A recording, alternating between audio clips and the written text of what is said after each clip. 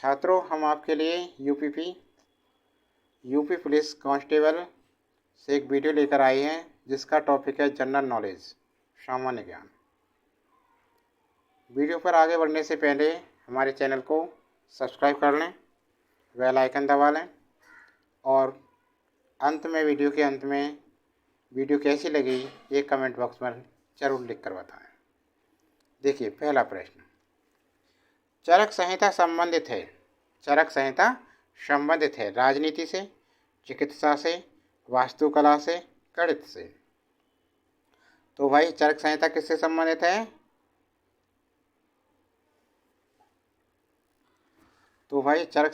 संबंधित है? यह है चिकित्सा से। विकल्प 20 का बिल्कुल सही आंसर है, चिकित्सा। किससे संबंधित है? चिकित्सा से। ठीक है ना। अब चरक संहिता किसने लिखी थी? चरक एक प्रसिद्ध आयुर्वेदिक के विद्वान थे। किसने लिखी थी? चरक ने। और ये कैसे थे? चरक नोट एक प्रसिद्ध आयुर्वेद के विद्वान थे। और किसके दरबार कवि थे? किसके दरबार में रहते थे ये? जो चरक किस वंश का था? चरक नहीं, चरक थे वो रहते थे कनिष्क।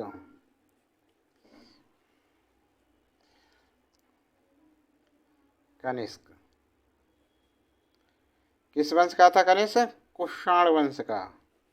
किस वंश का था? कुषाण वंश का। ठीक है ना। के राज दरबार में रहते थे। तो भाई चरक एक प्रसिद्ध आयुर्वेदिक के विद्वान थे जो कनिष्क के दरबार में रहते। कनिष्क कुषाण वंश का था। कई क्वेश्चन बन गए ना। चरक संहिता किसने लिखी? चरक ने। चरक किसके दरबार में रहते? कनिष्क से। कनिष्क किस वंश का राजा था? कुषाण वंश का। कितने क्वेश्चन बन गए इसी से। इसकी प्रसिद्ध रचना चरक संहिता है। इसमें रोगनाशक एवं रोग निरोधक औषधियों का उल्लेख है। और भैया चरक संहिता किस भाषा में लिखी गई?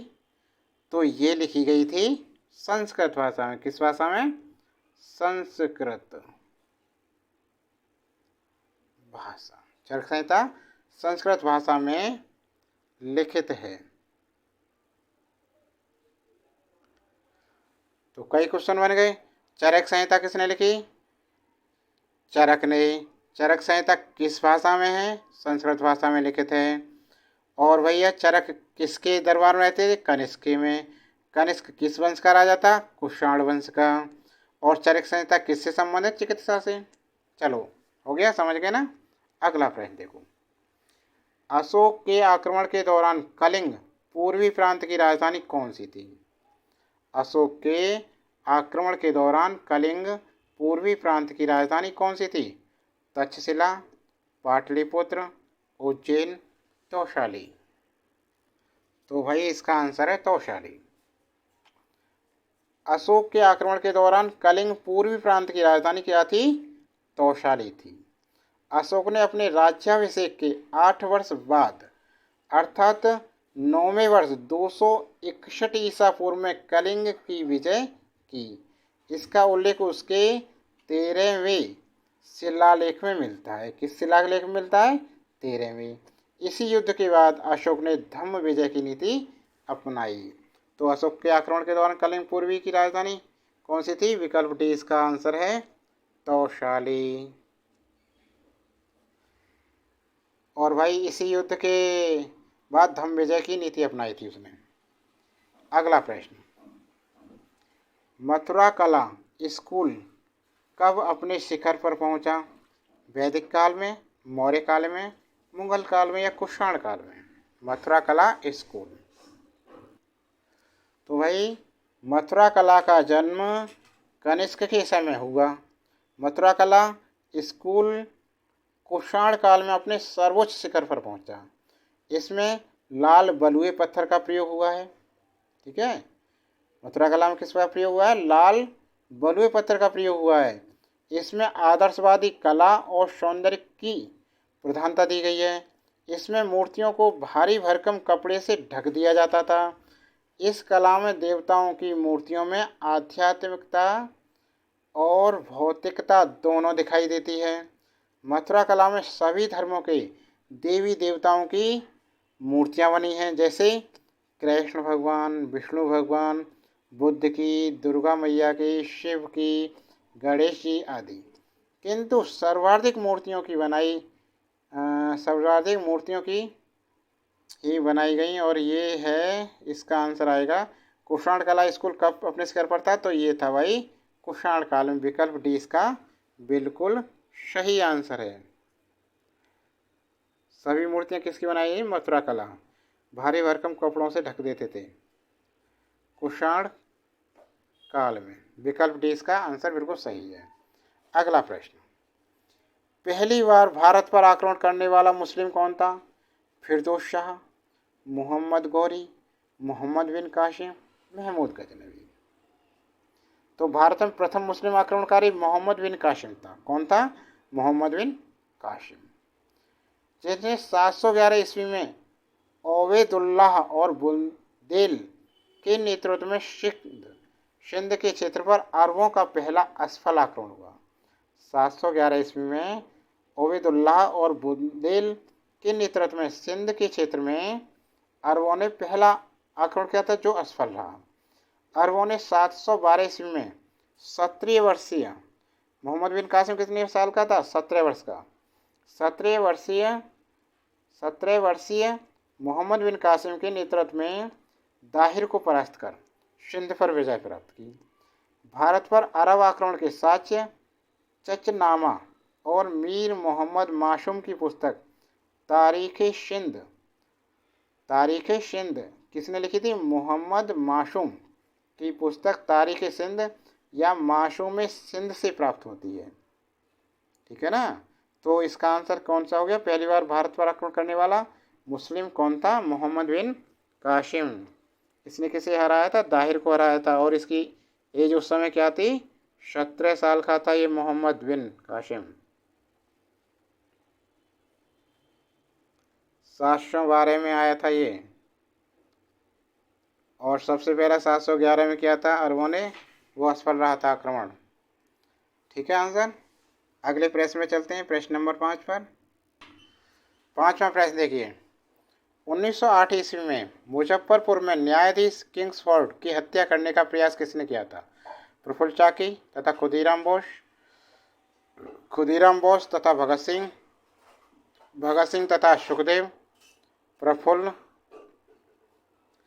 चाकी तथा भगत सिंह। ध्यान दो, वर्ष 1908 में मुजफ्फरनगर के न्यायाधीश किंग्सफोर्ड की हत्या का प्रयास खुदीराम बोस और प्रफुल्ल चाकी ने किया था। खुदीराम बोस और प्रफुल्ल चाकी ने किया था। बम गलती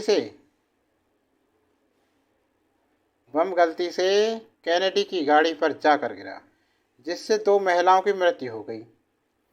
प्रफुल्ल चाकी ने आत्महत्या कर ली। प्रफुल्ल चाकी ने क्या किया? आत्महत्या कर ली। और खुदीराम बोस सबसे कम उम्र में फांसी हुई थी। तो ये खुदीराम बोस कितने थे? 18 वर्ष के थे। को 11 अगस्त 1908 ईस्वी को फांसी दी गई थी। तो विकल्प कौन सा सही है इसमें? विकल्प भाई हमारा ए बिल्कुल सही है। प्रफुल्ल चाकी तथा खुदीराम बोस। ठीक है ना? हो गया। अगला प्रश्न देखिए अब, असहयोग आंदोलन कब वापस ले लिया गया? फरवरी 1922, मार्च 1926, मई 1929, सितंबर 1925। तो देखो छठे आंसर के लिए 4 फरवरी 4 फरवरी 1922 नहीं, चार असहयोग आंदोलन कब वापस ले लिया गया? तो असहयोग आंदोलन 4 फरवरी 1922 को चोरी चोरा गोरखपुर में हुई एक हिंसक घटना के कारण गांधी जी इतने आहत हुए कि उन्होंने 12 फरवरी 1922 को वारदौली में हुई कांग्रेस की बैठक में आंदोलन को समाप्त करने का निर्णय लिया। तो कितने में लिया था? 12 फरवरी 1922 को वारदौली में हुई कांग्रेस की बैठक में आंदोलन को समाप्त करने का निर्णय लिया।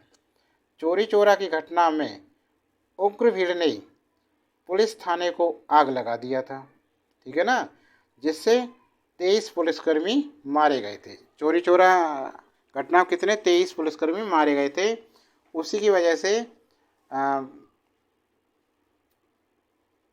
12 फरवरी 1922 को महात्मा गांधी जी ने असहयोग आंदोलन बारदौली में जो बैठक हुई थी कांग्रेस की, उसमें वापस ले लिया था। तो इसका आंसर विकल्प ए बिल्कुल सही है, फरवरी 1922। ठीक है ना। किस मीटिंग, किसकी बैठक में? तो ये बैठक हुई थी कांग्रेस की 1922 में, 12 फरवरी 1922 में बारदौली में हुई थी। ठीक है ना। अगला प्रश्न देखिए अब 7वां। चोरी चोरा भारत के किस राज्य में है? अभी बात हुई थी चोरी चोरा। और भाई इसके लिए एक चीज़ और बता दें, चोरी चोरा कांड 23 पुलिसकर्मी मरे थे, इसमें आग में जल गए थे। 4 फरवरी 1922 4 फरवरी 1922 को संयुक्त प्रांत उत्तर प्रदेश है। अब जो हमारे उत्तर प्रदेश को पहले संयुक्त प्रांत नाम था इसका, उत्तर प्रदेश का प्रदेश के गोरखपुर जिले के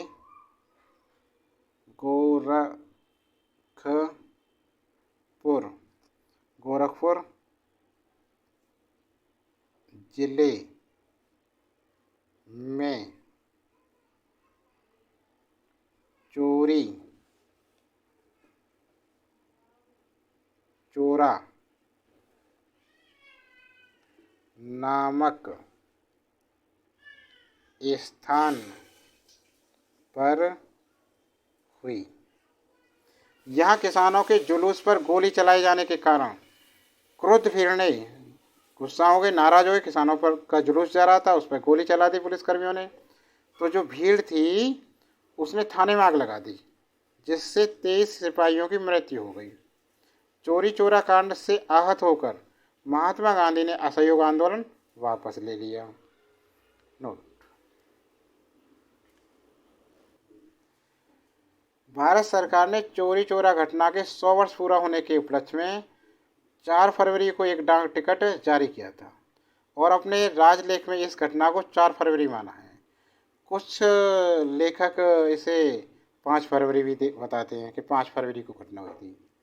अब हमारा प्रश्न है यहाँ, चोरी चोरा भारत के किस राज्य में है? तो भाई ये किस में है? उत्तर प्रदेश में। तो विकल्प भी हमारा बिल्कुल सही है आंसर, उत्तर प्रदेश। ठीक है ना। अगला प्रश्न, चोरी चोरा घटना कब हुई थी? 13 मार्च 1922, ठीक है ना, 5 फरवरी 1922, 3 मार्च 1922, 5 मई 1922। अब देखो यह 4 फरवरी तो है ही नहीं, तो हमने बताया ना कुछ लोगों ने इसे 5 फरवरी 1922 भी माना था चोरी चोरा घटना को। तो इसमें क्योंकि 4 फरवरी नहीं है, लेकिन भारत सरकार ने 100 वर्ष पूरे होने पर 4 फरवरी माना था उसे। ठीक है ना। तो इसमें विकल्प कौन सा सही होगा? विकल्प भी सही हम कर देंगे। ऐसा नहीं है कह दें सवाल गलत है, क्योंकि कुछ ने 5 फरवरी भी माना था 1922, 5 फरवरी 1922। विकल्प 20 का सही है। ठीक है ना। समझ में आया ना।